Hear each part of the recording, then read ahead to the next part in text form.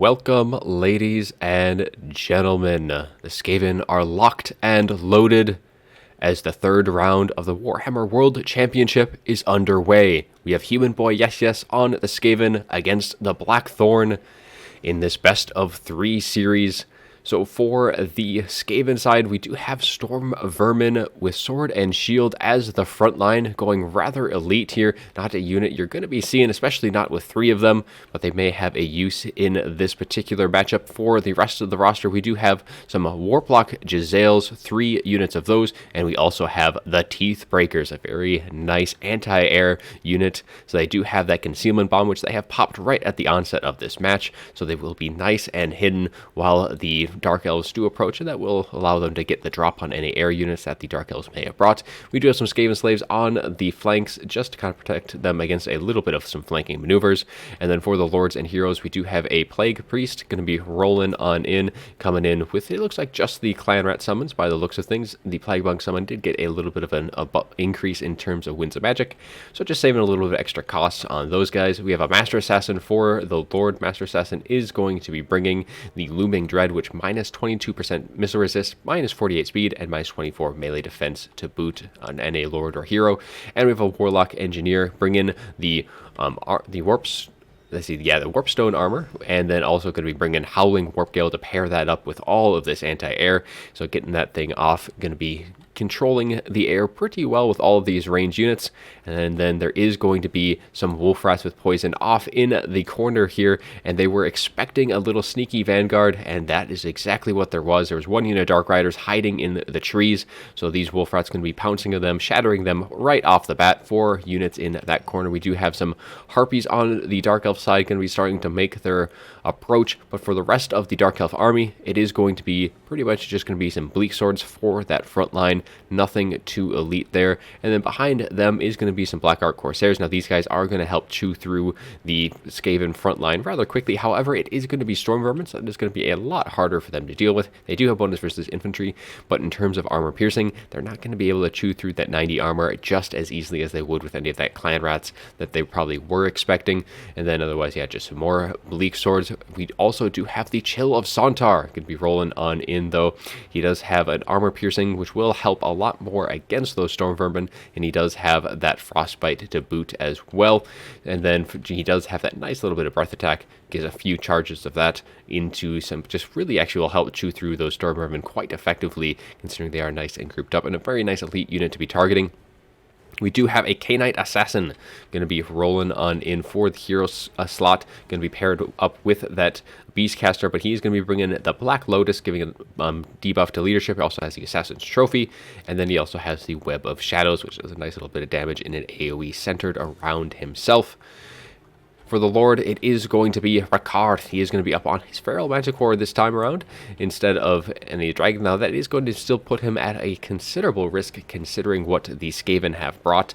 But for his abilities, he does have his Beast Slaver, which gives a bonus for base weapon damage, bonus versus large, and armor piercing weapon damage to boot as well. He has the Beast Armor of Karen Carr, which gives an extra 10 melee defense and 11 damage resistance, but unfortunately there is no large entities on the Skaven side, so that ability is going to be a little bit useless in this particular matchup. We do have Whiplash as well, which is able to either target himself or that Chill of Sontar, and I guess he can technically target his Beastcaster as well, since it is a large entity, but we'll give it extra bit of speed, base weapon damage, armor piercing, and nice bit of charge bonus.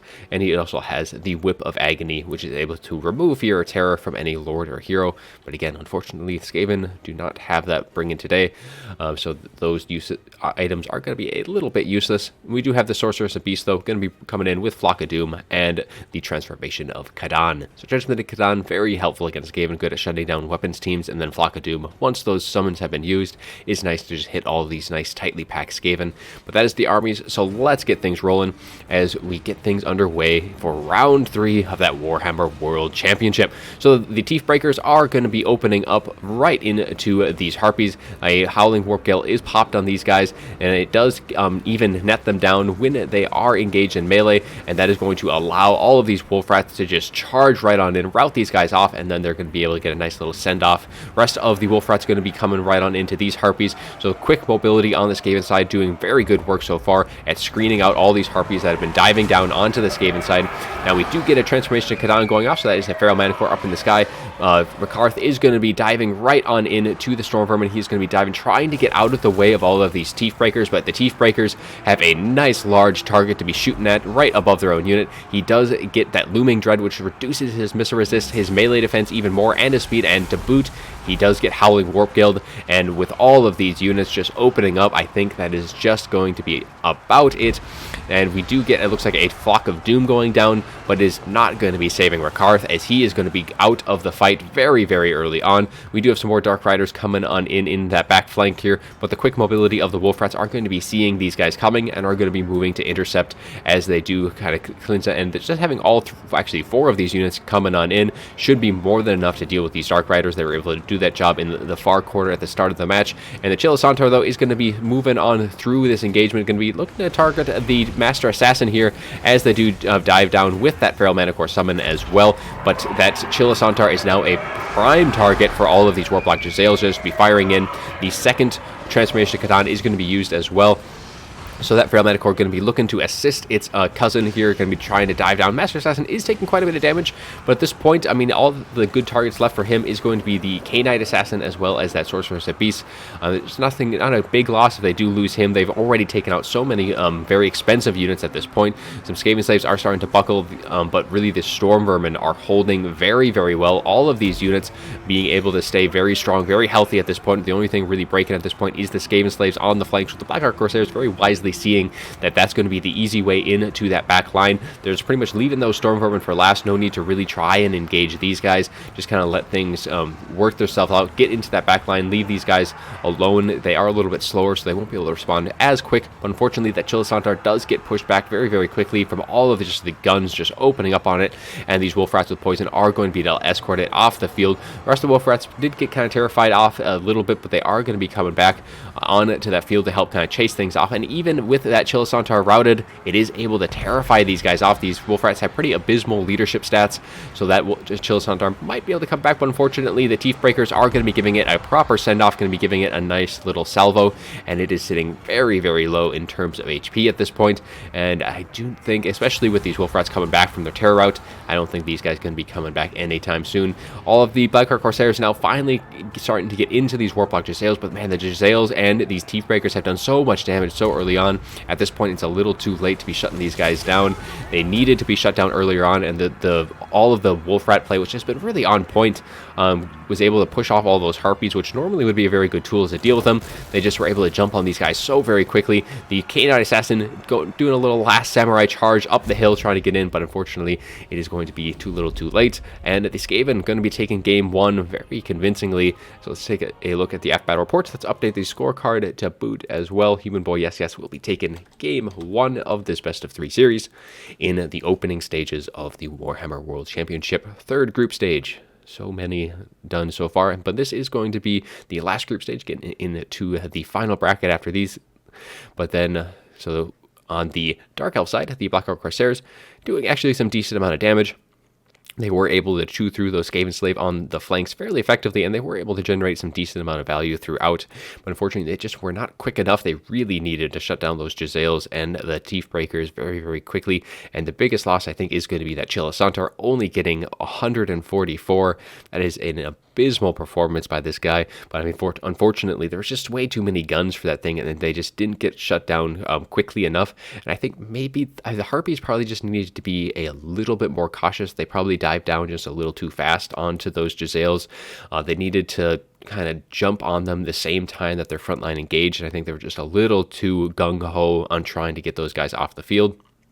Dark Riders was another unfortunate series of events in this fight. There was only one Vanguard deployment on the map that did have a forest, and unfortunately, the Wolf Rats were looking straight into that forest at the start of the game, and one of those Dark Riders were just immediately taken out of the picture, and the other ones were just not able to really compete with 4 Wolf Rats on the field. All the Bleak Swords just kind of got deleted for the most part. They just kind of washed up against the Storm Vermin. So the Storm Vermin was probably a really big surprise for the Dark Elves here. Didn't really have any tools to deal with it. The only thing that could have potentially worn them down was that Chill of Santar. But unfortunately, it too got shot to itty bitty pieces. The Sorcerer's Beast got some summons off, but unfortunately, everything else really did not do very well at all. Rakarth getting gunned down quickly as well. So just all of the guns just did so much work on the Skaven side. And we take a look at the rest. Even, I mean, these Wolf Rats with Poison got 1,000 in value. These guys almost got 800. The Teeth Breakers only getting 1 kill, but they did get 1,200 in total damage. They did a ton of damage to Rakarth. They got some damage onto some Harpies as well, but most of that value was on Rakarth and the Chill of Santar. And then the rest of the Jezzails also getting some very nice value, 1,500. These guys, 1,300 on those. And then the Storm Vermin doing some nice work. They were very healthy at the end of the game, so even getting some nice bit of value on that. I think that was really just the thing, though. It was really a kind of a surprise pick. I mean, I'm not too familiar with this matchup, so maybe they're more commonplace, but normally you don't see those Storm Vermin in many matchups. So seeing that many of them, really, when you're expecting very low armor, it's kind of a bit of a surprise. So it's knowing these guys were there, some like Dark Shards would maybe have been on the docket here because they do have some little bit of armor piercing, or maybe some repeater crossbows as well in terms of skirmishing, but something of that nature. But really, that's kind of just the name of the game when you get a little bit of surprise there. Warlock Engineer didn't get any value. It did get its value with those Howling Warp Gales, however, so that was a plus there. But really, this game was pretty much won with the ranged and the quick mobility of the Wolf Rats. But that is going to be it for game 1, so let's roll right on into game 2. Foul magics fill the air as the undead march against the forces of chaos. Human Boy Yes will be commanding the vampire counts, and the Blackthorn will be controlling chaos. Now, traditionally has been a very counts favored matchup, though chaos has some interesting new builds to kind of counteract what the counts will be bringing. But the counts, they'll be bringing the Strigoi Ghoul King, unlike the Vampire Lord. It is going to be coming in with that Bloodlust. Now, normally you will be seeing the Vampire Lord variant versus the Ghoul King. It does have better stats and has some better abilities as well, but we'll be seeing Bloodlust and the Opal Amulet on this guy in addition to Invocation and Spirit Leech.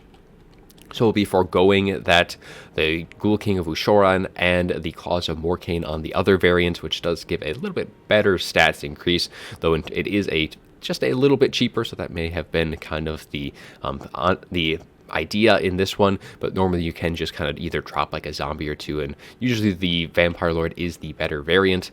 And we're going to be seeing the Terrorgeist coming in support as well, so you do have 2 armor piercing bonus versus large, as well as they both have poison to boot as well. So Velbats to assist them up in the sky for a little bit of chaff, and on the ground it is the Claw of Nagash. So Claw of Nagash does have a slowing aura around it, and it does have a little bit of resistance to magic as well over the regular variant, so 25 resistance, so a little bit harder to get sniped out from fireballs and the like. And of course it is a lovely bit of Mortis Engine drain on the opponent chaos. And then for hero, we do have the Necromancer coming in with that Forbidden Rod. We do have Master of the Dead giving some passive regen as well. And then it looks like it is on the Unholy Lodestone, so it also has the +2 hit points per second. So that is in total 6 hit points per second for all of the units around it. And then it also does have Raise Dead, considering the Strigoi Ghoul King cannot bring that particular ability. And it has foregoed its own Raised Dead for the Crypt Ghouls, and is just going to be relying on the Necromancer for those summons. A bunch of zombies in that front line. We do also have some Skeleton Warriors, Skeleton Spearmen, pretty cheap infantry overall, and does have a few units in the trees, as we do have 2 Blood Knights to boot. Now for the Chaos side, this is kind of what that new build I was talking about earlier. It is a very strong air squad. So we have a Chaos Sorcerer Lord of Fire on a dragon, so it does have fire attacks, and then it is going to be bringing quite a few spells as well. So it does have Fireball, it has Cascading Fire Cloak, which gives +24 melee defense and +25 armor piercing, and then it has the Flaming Sword of Ruin, which is really the big item on this roster, really giving that fire damage, and magical attacks can really just punch through whatever the vampire counts can bring, giving bonuses to a lot of their lords and units. And then we have that burning head as well, just kind of roasting that lightly armored chaff for the vampire counts to boot as well. And it is going to be flanked by a couple of exalted heroes, and the exalted heroes, it looks like, I think that is the Mark of Thorn is the item that it brings. So plus 8 leader charge bonus, base weapon damage, melee attack, and immune to psychology, which is very, very important against the terror as well. And that is when its leadership is above 50% to boot. And then, I mean, giving that fear and terror, so I guess it doesn't really matter so much on the when it's on the Feral Manticore, or I guess the Manticore mount. It's not Feral anymore with that Exalted Hero on it. And then for the rest of the units, it is just a bunch of Horse Masters. So we have 4 Horse Masters in total and 2 Marauder Horsemen with throwing axes. So really just trying to win that air fight at all costs. And then on the ground, it is just going to be 5 Aspiring Champions, and that is all that they have in terms of infantry. And these guys have magic damage, so against like Banshees or anything like that, Cairn Wraiths, for example, they'll be able to punch through these guys very well. And they do have that Encourage. They do have a nice bit of base leadership, so all these guys sitting at 89 as is. So that's a very nice little core, and it does reduce the pretty much the units that can get drained by the Mortis Engine, because the Mortis Engine is pretty common here. So really making that unit pretty much useless is what these guys are for. All these Horse Masters, really just all that skirmish potential. The counts really can't catch these guys effectively, so that it will allow them to really deal with that Claw of Nagash, and then just give pretty good standard assistance to their air units. But that is going to be it for the armies, so let's get things rolling, as both sides do just kind of move against one another. It's not so much advancing, because we just have all the skirmishers are just going to be trying to poke away at the Vampire Count's army here. Now the Blood Knights, though, are going to be very hard for the Chaos Forces to take down, but they just have to be patient right here, because they have all the mobility in the world, and nothing that the Counts have is going to be able to really catch them. All of the Aspiring Champions going to be moving on in, just kind of slowly chewing, staying together, but that is going to give that Claw of Nagash at least something to work with. Normally with this build, you just kind of hold back with all of those Aspiring Champions and just let all of your skirmish cav do the work for you. And then a beautiful breath attack, and as I was saying, that Claw of Nagash is like almost instantly destroyed. All these Horse Masters just firing it away. Beautiful breath attack as well, taking it very, very low. Invocation of Attack does go down on top of it. And at this point, it's not necessarily too important to keep that guy up in the fight. That slowing aura, though, is very nice, because that will actually allow the Blood Knights, and the Blood Knights do get a nice little charge in as they kind of get the drop on these Horse Masters, but overall they are just going to continually firing in. The Terrorgeist as well have taken a little bit of damage, but they do have regen themselves, so they will be able to start healing up. The Aspiring Champions, though, across the board are just getting really pushed back, so that increased leadership is not going to be saving them from that charge of the Strigoi, as well as that Claw of Nagash just kind of running them down. Blood Knights going to be finishing the job, and this is another reason why you just kind of hold those Aspiring Champions back. You let all of the Horse Masters, you let your Air Goon Squad finish the job as quickly as you can, and you don't give the Strigoi a place to land on the ground. You make sure that he has to stay engaged in the air, because if you goon his air units with when those Aspiring Champions are close by, they can just dive down and get out of that fight. Well, if they're far enough away, it's not going to matter at that point. So all the Horse Masters just trying to get some plucks in to these Blood Knights now at this point, who are just finishing off all of these Aspiring Champions. And both of the Exalted Heroes getting away from the Chaos Sorcerer Lord are now going to be getting charged in, and all these guys needed to engage at the same time. Now the Exalted Heroes are going to be getting some cascading fire cloak. One of them gets a nice little bit of extra damage, but both of these Terrorgeists do have a bonus versus large against the Exalted Hero. And a breath attack, though, at point blank range, going to be doing a nice bit of damage to that Strigoi. And now the Chaos Sorcerer Lord is going to be engaging, and that Strigoi is just getting melted up in the sky, just taking a ton of damage. And seeing that is going to be pulling right on out, and I think is going to be potentially trying to either dive down or just try and get someplace other than those Exalted Heroes, as those Fellbats do hang them up, and is going to allow the Strigoi and the Terrorgeist to kind of pull out, at least initially. A bunch of ammunition has been spent on these broad throwing axes. Both of those are sitting very low. Some of the Aspiring Champions has returned to the fight, and just at the Strigoi Ghoul King just slowly going to be healing up. It looks like it is going to be a fireball coming on in, but these Exalted Heroes are getting a little in the way, but the Strigoi is still able to dodge it. Pops that Opal Amulet, giving 22% damage resistance, and that is probably one of the reasons why you kind of go with that Strigoi Ghoul King in this particular matchup. I'm not sure if the Vampire Lord gets the Opal Amulet or not, but it definitely does help quite a bit with these air goon squads. However, both of the Strigoi, or the two Terrorgeists, are taking a ton of damage. Both of them are at half health, and these Exalted Heroes are still sitting pretty good in that department. However, the ground is really just getting eliminated, and you see that Claw and Nagash underneath. It is going to be giving that slowing aura to all of these units above it, and it is going to actually allow the Terrorgeist to dive down, because the Strigoi was able to jump on that last Aspiring Champion while still shattered, is able to dive down, and the two Exalted Heroes did follow it with that attack order, and that puts them in a terrible, terrible spot, though that Breath Attack does do a ton of damage to the Terrorgeist. Both of these Exalted Heroes, though, are now just surrounded by infantry, and that is exactly where the Vampire Council wanted them to drop down onto. We do get a Spirit Leech on one of the Marauder Horsemen of throwing axes. That may have been a misclick, may have been potentially trying to target one of the other units, but all of these Exalted Heroes, that was a major, major mistake. They needed to stay up in the sky because they had all the support in the world up there. Well, once they drop to the ground, that is where the dead do prosper, and that is where they are going to be rising in earnest and going to be making sure those Exalted Heroes stay on the ground. But that is going to open up the option for a beautiful Burning Head, and that's exactly what we're going to see here, roasting right on down the line. Be doing a ton of damage to these zombies and all of the just the rest of the chaff infantry. But now we do have the horsemen starting to kind of collapse in. The Exalted Hero, though, does get shattered, and things are looking mighty grim for the Chaos Forces, as just the ammunition is kind of just continually plucking away, doing a nice bit of damage to all of these units here.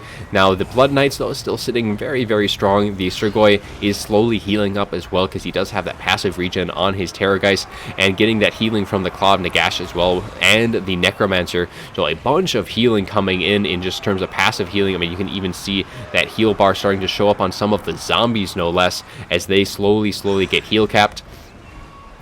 And that Strigoi just continuing to tank all of these shots as best it can, but the balance power is still pretty close at this point. I mean, you still have a full health Chaos Sorcerer Lord, and that Strigoi is starting to take a lot of damage, and he has run out of things to keep him on the ground, so he's just going to be trying to jump on over to these Marauder Horsemasters, just trying to keep them, and that slow from the Claw of Nagash is also going to be very, very helpful here in this stage of the fight, just kind of keeping the Horsemaster. If they do get too close, it is going to allow those Blood Knights, the Strigoi, and all those units to really jump on top of them, and at this point, I mean, the Strigoi still probably does not want to be dueling that Chaos Sorcerer Lord, considering he does do fire damage in melee, and that Exalted Hero is not gone just yet, so he does get the charge off on to the Strigoi. So the final air battle is underway, but a single hit is enough to get that Exalted Hero out of the picture, and it is now down to just the Chaos Sorcerer Lord versus the Strigoi, and the Strigoi, still sensing that he is in mighty danger, is going to be trying to pull right on out. However, at this point, because if we take a look at what's left on the grounds, we still have two Blood Knights who are still sitting pretty decent in terms of numbers. They have a bit of healing left, and sitting close to that Claw Nagash is going to continually heal them up. The Strigoi is the only thing that has that invocation on it. The Necromancer does not have any of that healing, but there is still a ton of passive healing to keep these guys nice and healthy. A Fireball does connect with that Strigoi, and that might just be enough to finish it off. It is crumbling by the and it is at its healing cap, and a single hit does bring that Terrorgeist to the ground, so that does kind of bring that balance power back just a little bit to the center. But there's just so much massive, like very elite cavalry here is going to be a major problem for Chaos. The Chaos does have a decent amount of ammunition left on all of its horse masters, so they should be able to at least deal with. I would think they'd want to target the Claw of Nagash here, because once they use up all their ammunition, or just getting rid of that slow is going to be very helpful, and just getting rid of more of that passive healing, because I mean, dealing with all the Blood Knights, they do have that Banner of the Blood Keep, so they do have some missile resist when they are facing their enemy, so that's going to be able to give them a nice little bit of extra tankiness against these guys. And the Chaos Sorcerer Lord is kind of sitting up in the sky, just kind of trying to use up as much ammunition as it can, while the counts here are just using all of their passive healing at this point to just heal up their units as much as possible. So I mean, the longer that Chaos waits, I mean, the healing might actually be outlasting the damage from these Horse Masters, especially with how many units it's being applied to. because, I mean, the Master of the Dead paired with that Claw of Nagash is giving, I believe, it all stacks to like +8 per second, because yeah, all of those healings are on all of these, so they are healing 8 per second on all of the units around it, and that is going to be a major plus for the counts here in the late game. We do have some Skeleton Warriors here are just going to be screening out the Horse Masters, and that is all they're going to be doing, just keeping them away from the heal blob. So they're just going to be chasing the Horse Masters as best they can, and then allowing that passive healing. And the Chaos Forces need to do something about the Claw of Nagash and that Necromancer. They need to commit at some point, because the longer they wait, the more that these Blood Knights are going to be healing up to full, and the Horsemasters trying to find a way in, just cycling down the zombies, just trying to get some damage in. One of the Horsemasters, though, do get shattered off the field, and this is going to allow that Chaos Sorcerer Lord to get that jump on him. Going to be landing a nice hit into the Claw of Nagash. The second hit does pretty much bring it down to 0. That heal cap is actually below the health bar, so it is down goes that Claw of Nagash, but it has done its job. It has healed up all of these Blood Knights with its passive healing. And now the Blood Knights are going to be able to start running rampant. Though the balance of power actually does come a little bit more back to even, though the problem here is, can Chaos deal with the Blood Knights? And really, they can't allow their Horse Masters to get compromised, because the only way they're really going to be able to deal with these Blood Knights, I think, is if that Chaos Sorcerer Lord is able to cycle in and out of these engagements. And there is still healing to be had, though the Blood Knights are getting closer to their heal cap, and they're getting kind of low in terms of health as well. But the ammunition on all of these Horse Masters, these two are on like maybe 1 volley left. They're getting low in terms of HP. The other unit does have a bit of ammunition left, but now the Chaos Sorcerer Lord is engaged, but it is surrounded by Blood Knights, and the Blood Knights, they do have that bonus versus large, so they will be able to tank through this damage from the Chaos Sorcerer Lord, doing a bunch of damage. Now they are getting low, they are crumbling themselves, but they are doing a nice bit of damage to that Chaos Sorcerer Lord, and the balance of power slowly edging back in the favor of the Vampire counts. The Horse Masters using up the last of their ammunition and are now committing to melee across the board here. Just trying to bog things down, trying to get a rear charge or potentially recharge into these Blood Knights, trying to break them, get that crumbling, just get them off the field. And they are getting them very low, so the Blood Knights actually might be going down here. At least this unit right here of 16 models getting very, very low. Its HP is dropping considerably. The Chaos Sorcerer Lord is able to pull it back, and a few more shots from these Horse Masters might be just what the Doctor ordered to finish off the Blood Knights, but there's just so many chaff units as well. I mean, the Necromancer is now being targeted by that Chaos Sorcerer Lord, trying to finish the job, as it has pretty much done all it can. All of these units are like, so many units here have been healed by just so much from that Necromancer and that Claw of Nagash, but the balance power just continually just does not like Chaos more and more, as the Chaos Sorcerer Lord is just getting dragged through the ground, getting very low. The last of the Blood Knights still fighting strong, even with how low they are in terms of HP. The Chaos Sorcerer Lord is now wavering, getting dangerously low, and if that Chaos Sorcerer Lord goes, these Horse Masters are not going to be able to deal with even just the infantry at this point, much less the Blood Knights that are still left and fighting. Though the Chaos Sorcerer Lord is able to maintain its leadership, the balance of power is now just on the fringes of army losses, and that is going to be our game. Chaos puts up a miraculous fight, trying to claw it back, and they almost did. It was so very, very close. So let's take a look at that after battle report, and we'll update the scorecard as well. Human Boy Yes Yes does take the series 2-0, and that is going to put him in the early lead for his group. But man, I mean, look at these Horse Masters though. 2,000 on these guys, 2,000, 1,600, and 1,900. I can never stress this enough. I love the Horse Master unit. I will, every single time I'll take them over the regular variant. They're just so good. I love them on the Norska and Chaos roster.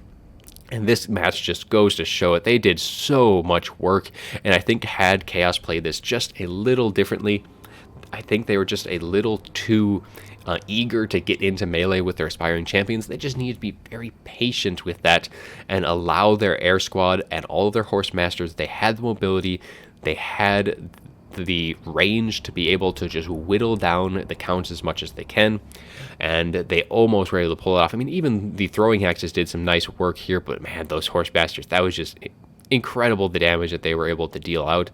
And yeah, the aspiring champions, they just died. They just died so fast.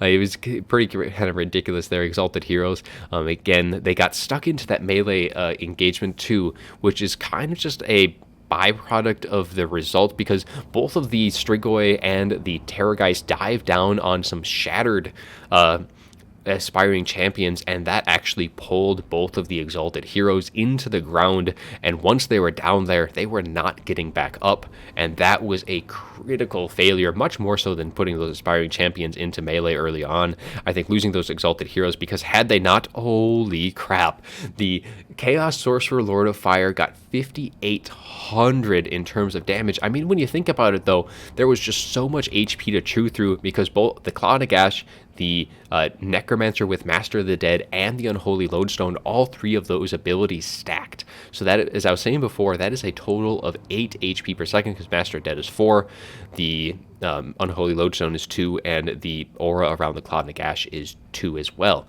So everything was healing up very, very quickly, and just had so much HP to chew through, and they did a very good job, and it was so very close. Man, that Chaos Sorcerer Lord, 5,800, that is some insane value on that guy.